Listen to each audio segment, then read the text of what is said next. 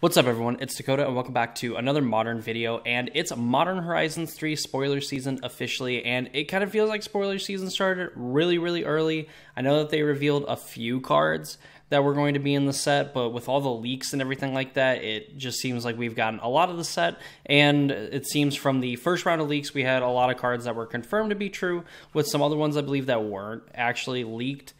Being in said article, and then we had another second and third round of leaks, and it seems like a lot of those cards are getting confirmed. So a little unfortunate that we kind of had like a little bit of a sneak peek before the official preview season. I know it kind of kills hype, I think, for a set when, you know, if we had like the whole set spoiled like 2 months before the set was going to drop, I don't think people would necessarily forget what was going on, but it would just be kind of like a whatever kind of like lead up to the set. So hopefully there's some pretty good cards left in the tank here as we go ahead and look at some of the spoilers from Modern Horizons 3. Some of the ones that I think are pretty interesting or just some really cool cards. There's a lot of neat throwbacks to some other cards that have been printed before in Magic. There's other, you know, creatures that kind of have like a callback to some other spells, things like that, which we'll be looking at here in the future as well. And of course, you know, in shorts and of course in videos like this, you know, where we can kind of go more in depth on kind of what we're talking about here. So of course, before we get too deep into the spoilers, we get to some of my favorites from the May 21st release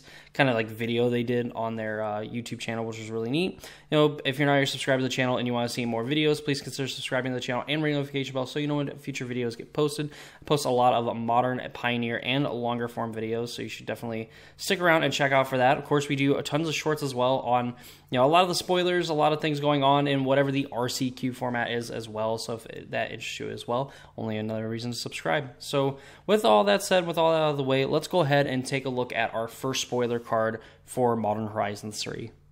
So first we have Grist, Voracious Larva. This is a part of a cycle of creatures that can transform into planeswalkers. Of course, we saw Tameo in like the trailer. I believe we also saw Ral Zarek, things like that. So it seems like there is kind of a cycle of cards that end up transforming into planeswalkers when you meet certain conditions. We kind of saw this in Magic Origins, where we saw the main series like planeswalkers, you know, where we saw like Jace, Liliana, Gideon, and Nissa, and Chandra being able to meet certain conditions, flip into planeswalkers. These ones seem a little bit easier to do, and Grist I don't think is like that hard, you know, considering we have cards like Unearth and stuff like that in Modern that are cheap ways of getting things from the graveyard back to the battlefield. So for 1 green mana, you have a 1/2 Death Touch insect.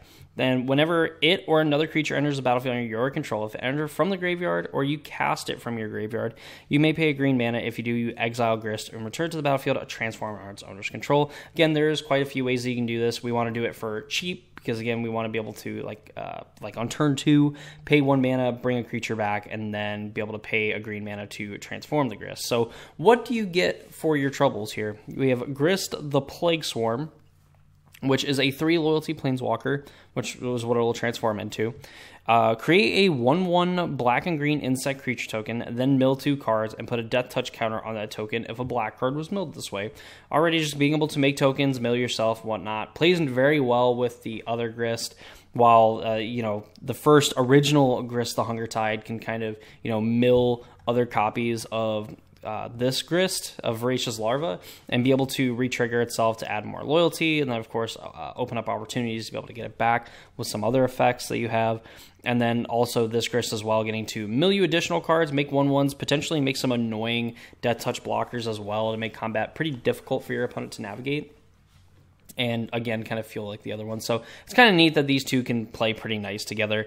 -2, destroy target artifact or enchantment. It doesn't destroy creature or planeswalker like the original one, but artifact or enchantment, you know, there's definitely some spots where, you know, you're pretty good with like getting rid of it. Although I could see where, like, if you're a deck that wants to kind of bring things back, the artifacts or enchantments that you want to get rid of are, you know, probably stopping you from doing it. So remains to be seen how good this will be, but, you know, just kind of a nice little minus effect here on a pretty cheap planeswalker. And for -6, for each creature card in your graveyard, you create a token that's a copy of it, except it's a 1/1 black and green insect. Of course, this again also pairing well with the original Grist for the fact that, you know, you could just make a 1/1 insect that is also a planeswalker, has all these abilities and things like that.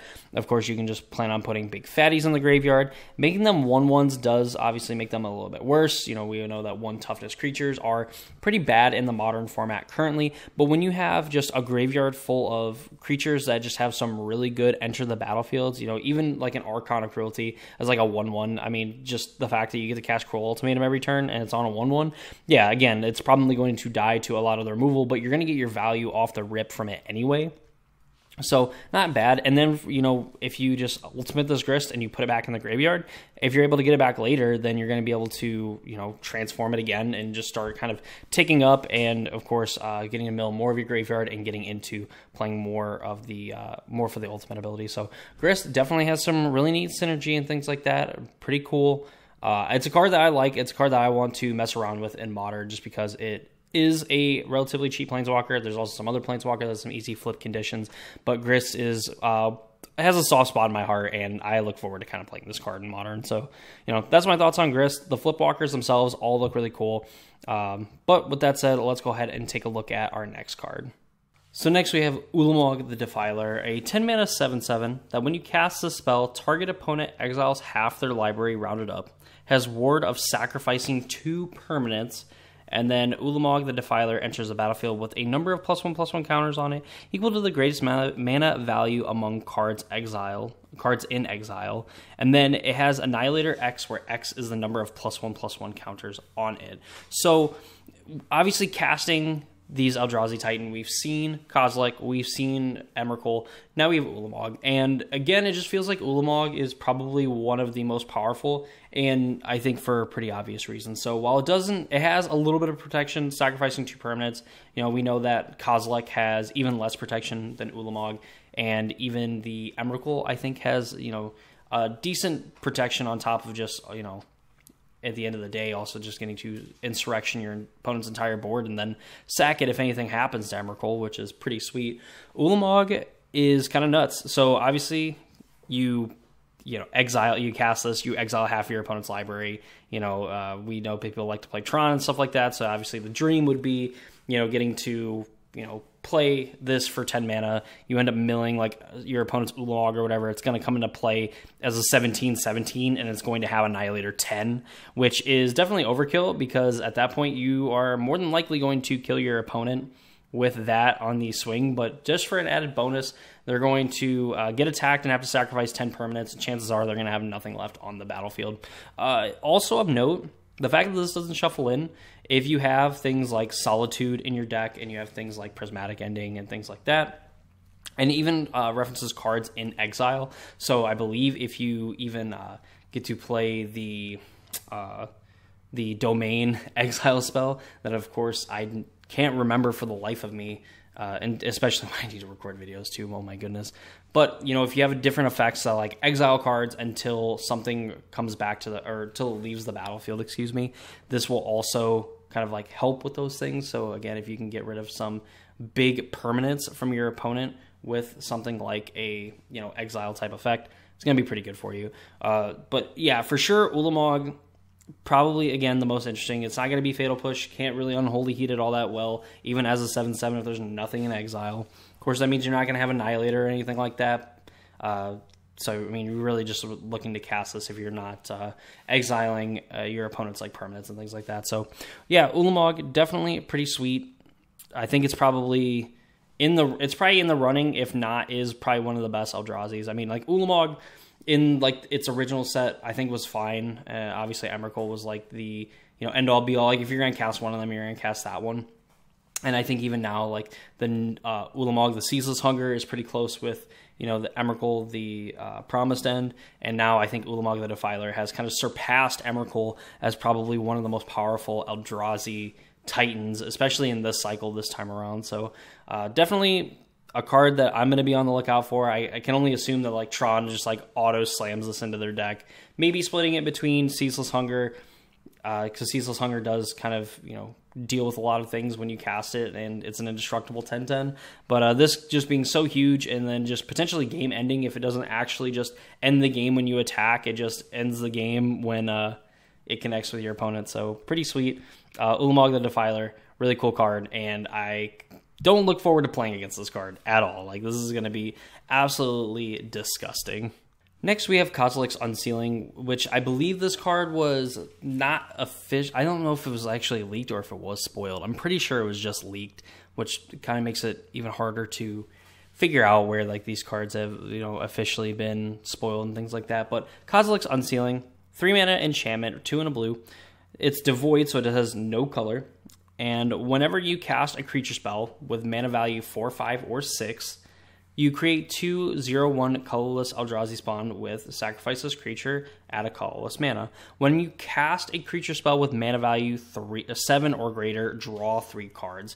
So ideally, you could play this card on like turn 2 in something like Affinity, and then from there, like all of your 7-cost things, like your Mirror Enforcers, your Sojourner's Companions, your frog mirrors and stuff like that we've pointed out earlier in the previous spoiler video. Even your Thopters and stuff like that, your Thought Monitors are going to just absolutely go crazy with this card. Like, can you imagine, like, you play a Thought Monitor, you're going to draw 3 cards when you cast a spell, and then if it resolves, you end up drawing another 2. Like, that's absolutely insane. You're going to be able to flood the board. You know, we've talked about Affinity kind of getting a surge in power, you know, thanks to the Big Score edition, you know, from Outlaws of Thunder Junction, where we've seen, you know, Simulacrum Synthesizer kind of like start pushing the deck to new heights. Of course, we have some new Affinity artifacts that are actually really good and, you know, potentially free for the deck and can trigger that, you know, draw 3 cards. And even with, you know, casting like Frogmites and things like that, and some of your other, you know, cheap-ish like creature spells, you know, Kozilek's Unsealing is going to do a ton of work. The big thing is just going to be drawing a bunch of cards to then continue triggering Kozilek's Unsealing and, of course, triggering the, you know, Simulacrum Synthesizer and things like that to just absolutely go completely bonkers with this deck. So, you know, pretty neat, I would say. It's definitely remains to be seen how good Affinity is going to be and how many, you know, Kozilek's Unsealings and Simulacrum Synthesizers and like all these other like potentially non-artifact cards they can play in their deck to, you know, play and absolutely go completely insane. Of course, we've seen some cards that are, you know, going to definitely be hosers for the artifact decks, but I don't think they're going to be good enough, you know, at least in the like theory crafting stages of what Affinity is going to look like with something like Unsealing and Simulacrum Synthesizer in the deck. You know, do I think that Kozilek's Unsealing outside of that is an absolutely insane card? It's probably okay, you know, outside of like the Affinity for blank cards. But nonetheless, you know, Kozilek's Unsealing is definitely going to be seeing a lot of play initially in Affinity. So kind of be prepared for that as we, you know, get closer to Modern Horizons 3 release. So that's going to do it for Kozilek's Unsealing. Let's go ahead and take a look at our next card. Now, while I don't think this card is going to make a huge impact, I would say, in Modern, it is kind of an interesting build-around kind of card. So Genku Future Shaper is a legendary Moonfolk wizard, which has been a while since we've actually seen, like, Moonfolk. So 2 white and a blue, 2/5. Whenever another non-token permanent you control leaves the battlefield, choose one that hasn't been chosen this turn. Create a creature token with those characteristics. So you can either make a 2/2 white fox with vigilance, a 1/2 blue moonfolk with flying, or a 1/1 black rat with lifelink. And you can pay 3 a white and a blue and put a +1/+1 counter on each creature you control. So a non-token permanent leaving the battlefield. So anything that blinks a permanent that you have, you know, if you play fetch lands, you're going to be able to trigger Genku. So you choose one that has not been chosen this turn. So you can set up some scenarios where, you know, you could possibly make all these tokens on every turn cycle, you know, in the extreme case.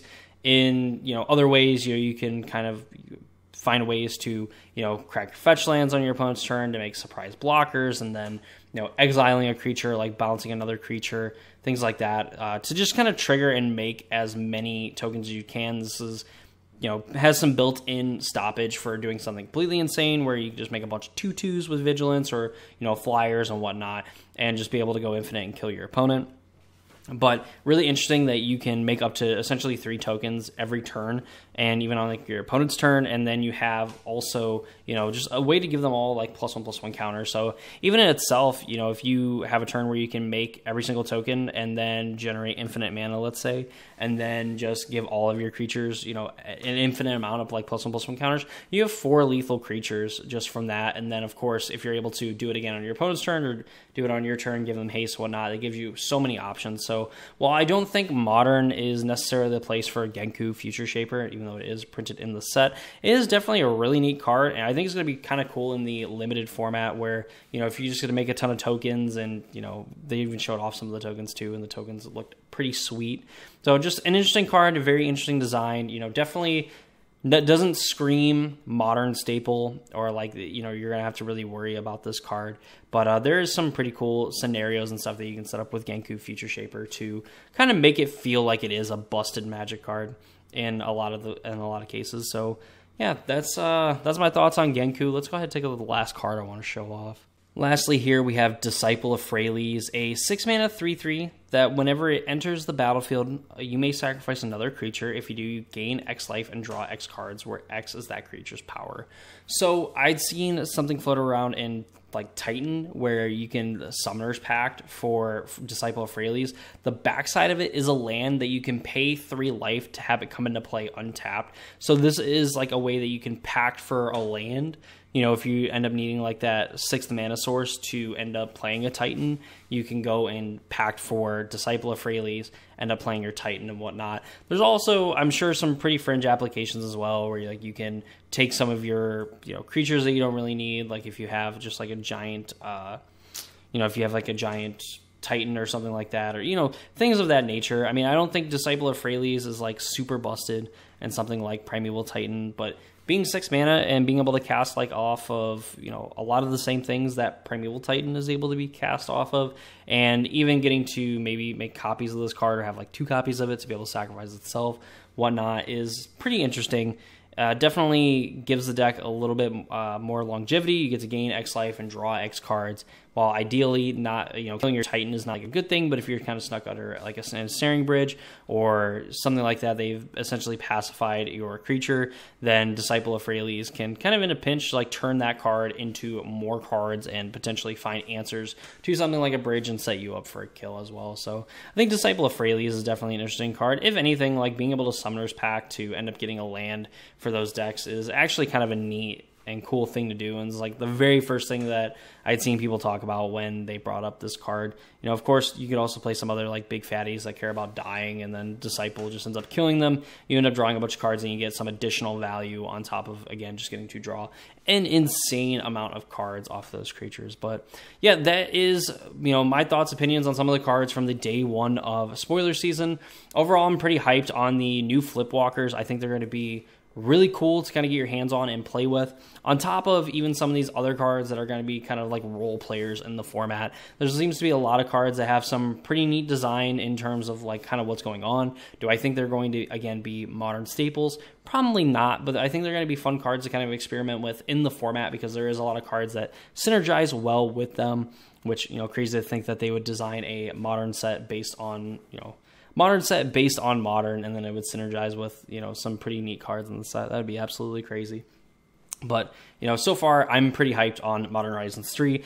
Died a little bit because of all the leaks, and, you know, just finding out that all the leaks are, you know, potentially true, or like, you know, at least like 90 to 95% of them probably at minimum are true.